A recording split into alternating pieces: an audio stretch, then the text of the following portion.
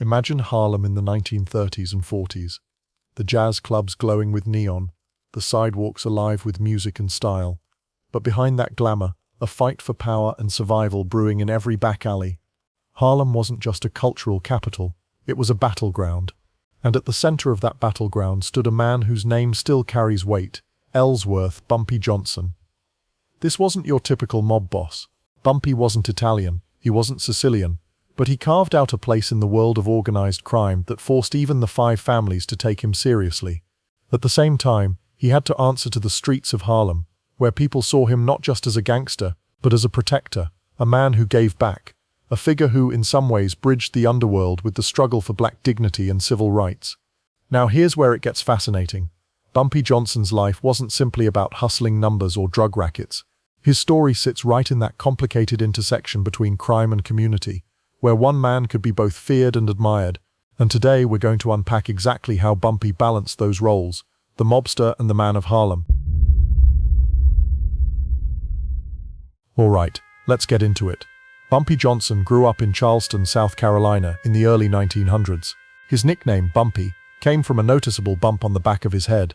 When his older brother got in trouble for killing a white man, the Johnson family sent Bumpy north to Harlem, hoping the move would give him a chance to start fresh. Instead, Harlem became the crucible that shaped him into the figure we know today. In Harlem, Bumpy entered a world already rich with culture and struggle. The Harlem Renaissance was in full swing, but at the same time, systemic racism, police brutality, and crushing poverty kept the neighborhood tense. Harlem was also a goldmine for numbers rackets, essentially the underground lottery, and this racket was dominated by a Jewish mobster named Dutch Schultz. Schultz wasn't just running numbers, he was bleeding Harlem dry, using violence to keep control and intimidating anyone who stepped out of line. This is where Bumpy first began to rise. By the early 1930s, he linked up with Stephanie St. Clair, known as the Queenie of Harlem. She was a French Caribbean numbers queen who stood toe-to-toe against Schultz. Together they waged war to keep Harlem's numbers in the hands of black operators, rather than letting Schultz completely take over. And Bumpy, with his sharp mind, ruthless streak and natural leadership, became her enforcer, the muscle and strategist she needed to fight back. From my perspective as a historian, this alliance between St. Clair and Bumpy Johnson is one of the most overlooked battles in American organized crime, because what they were really fighting for wasn't just money, it was Harlem's independence. The five families and mobsters like Schultz looked at Harlem as territory, as revenue, but for people like Bumpy, this was home. He wasn't going to let outsiders dictate everything. That gives his story a very different weight than someone like Gotti or Capone. The war against Schultz was bloody. Schultz's men terrorized Harlem with beatings and murders, but St. Clair and Bumpy hit back, even sending Schultz death threats in the newspapers. Eventually, Schultz was taken out, not by Bumpy, but by the commission itself, after he went rogue trying to assassinate prosecutor Thomas Dewey. With Schultz gone, control of Harlem was up for grabs. And here's the twist. Instead of Harlem's numbers racket falling entirely under Italian control, Bumpy struck a deal with Lucky Luciano. Luciano, ever the strategist, saw value in Bumpy.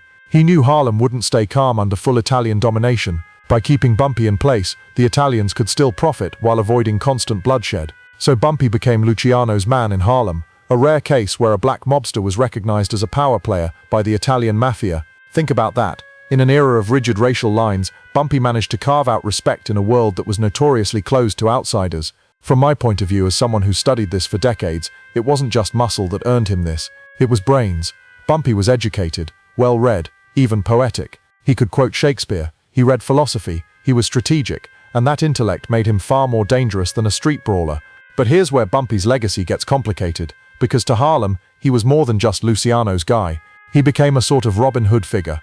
When families needed money for rent or groceries, Bumpy was known to hand out cash. He paid for kids' education, he threw block parties, he made sure Harlem's working class knew he was looking out for them. Of course, the money came from crime, but to a community left behind by the system, that didn't matter. This duality, the gangster who also looked after his people, is why Bumpy Johnson remains such a legendary name in Harlem. Now, while Bumpy Johnson was carving out respect in Harlem, the wider American Mafia world was shifting. Luciano had created the commission in the 1930s to settle disputes and keep order, but Harlem was never fully under its grasp. Bumpy acted as a kind of bridge. Harlem answered to him, and he in turn kept Harlem in line with the Italians. That balance meant less blood on the streets and more money for everyone. But Bumpy wasn't just a mobster looking for a cut. His story intersects with something bigger, the early civil rights era. Unlike many mob bosses who stayed firmly detached from politics, Bumpy's life unfolded during a time when Harlem was awakening politically. There was a growing sense that black communities could no longer be trampled by corruption, police abuse, or outside exploitation. Bumpy found himself straddling both worlds. He had one foot in Luciano's underworld and another in Harlem's fight for dignity. Now, here's where the contradictions really stand out. On one hand, Bumpy was profiting from heroin and gambling, businesses that absolutely hurt Harlem. On the other, he positioned himself as a protector. When white-owned businesses exploited Harlem residents, Bumpy was known to intervene. When police shook down local shop owners, sometimes Bumpy's men provided justice. He was a man who could walk into Sugar Hill nightclubs in a tailored suit and be treated like Harlem royalty, and yet he was also a man who could have someone taken off the streets if they crossed him. From my perspective as a historian, this dual role is what makes Bumpy fascinating, because he embodied Harlem's contradictions at the time. Harlem was vibrant, alive with music, poetry, jazz, and art, but it was also a neighborhood suffering systemic inequality. For many residents, someone like Bumpy seemed like a necessary evil. Yes, he was a gangster, but at least he was our gangster. One story that captures this tension is the way Bumpy would walk down 7th Avenue. According to people who knew him, he'd stop and talk to kids, hand out change for candy, check in on struggling mothers. But if you were another hustler trying to muscle into Harlem without his permission, that same man could have you beaten, or worse, within hours. He played both benevolent king and ruthless boss with a kind of balance that few could manage. But let's talk about the Italians for a moment. Luciano may have respected Bumpy, but not all mobsters did. Many in the Genovese family still saw Harlem as turf that should eventually fall completely under Italian control. When Vito Genovese rose in power, tensions grew. Genovese was far less accommodating than Luciano. Bumpy had to constantly fight, politically, financially, and sometimes violently, to keep Harlem's independence intact. And here's where a critical shift happened. Bumpy knew Harlem's power wasn't just in rackets, it was also in culture. He leaned into Harlem's role as the beating heart of Black America. He hosted events, kept close ties with musicians, poets, and artists, and made sure he wasn't just seen as a mob boss but as part of Harlem's cultural fabric. That kind of branding mattered. While the Italians often ruled through fear, Bumpy ruled through a mixture of fear and loyalty. Let me drop a quick engagement moment for you here, because I want to hear your take. Do you think someone like Bumpy Johnson should be judged only for the crimes he committed, or does his role in protecting Harlem give him a different legacy? Comment below and let me know your thoughts. I read every single one. Now, as the 1950s and 60s rolled in, Harlem itself began to change. The civil rights movement gained traction. Leaders like Malcolm X were speaking in Harlem, bringing a radical edge to the political conversation. And here's the surprising part. Bumpy Johnson and Malcolm X actually crossed paths. Some accounts suggest that while they were very different men, one a preacher of revolution, the other a gangster, they had mutual respect. They both wanted Harlem strong, though they had different visions of how to get there. This is one of those overlooked details of history that I think deserves more attention. From my perspective as someone who's studied organized crime deeply, Bumpy Johnson's connections to figures like Malcolm X blur the line between criminality and politics. He wasn't marching in the streets, but he was quietly influencing Harlem's direction in his own way. It makes you wonder, how many political figures had to quietly acknowledge Bumpy's role just to get things done in Harlem? Of course, this didn't mean Bumpy went straight, far from it. By the late 1950s, heroin was flooding Harlem, and Bumpy was accused of being one of the key figures managing its distribution. That's the darker side of his legacy. While he gave back, while he defended Harlem against outside predators, he also contributed to a drug epidemic that tore Harlem apart. This is where we see the two sides of Bumpy collide most violently. On one hand, you had families who would say, "Bumpy paid my rent." By the 1960s, Harlem was a powder keg. Civil rights marches, protests, riots. The fight for equality was boiling over, and Bumpy Johnson was still there, still holding power in his own way. He had spent decades navigating a role that no one else in American organized crime ever really managed, balancing the respect of the Italian Mafia with the loyalty of his own neighborhood. But the FBI had been watching closely. In 1952, Bumpy was convicted of conspiracy to sell heroin and sentenced to 15 years in Alcatraz. Think about that for a second. Harlem's kingpin, the man who held the streets together, sent to America's most infamous prison. Even in Alcatraz, though, Bumpy made his presence felt. Fellow inmates described him as someone who commanded respect, even behind bars. When he was released in 1963, he returned to Harlem not as a broken man, but as a legend walking the streets again. Now here's the part that makes Bumpy Johnson such a unique figure in mob history.